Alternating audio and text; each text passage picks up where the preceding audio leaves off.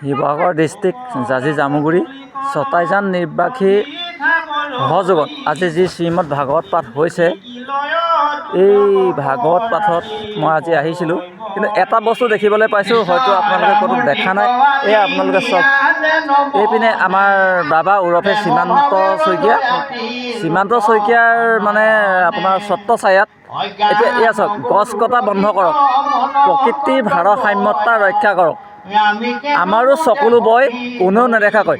এতিয়া যেতিয়া আমাৰ গাত কেনেবাকৈ কাটিলে আমাৰ তেজ ওলায়, আমি অনুভৱ কৰোঁ আমাৰ কেনেকৈ আমি দুখ পাইছোঁ, কি কৰিছোঁ। কিন্তু প্ৰকৃতি যেতিয়া গছ এজোপা কাটিলে গছজোপা কিন্তু গম নাপায়, মানে সেই বস্তুটো মানে এতিয়া দেখাইছে। এই পৰিৱেশটো আপোনালোকে চাওক, সুন্দৰভাৱে চাওক।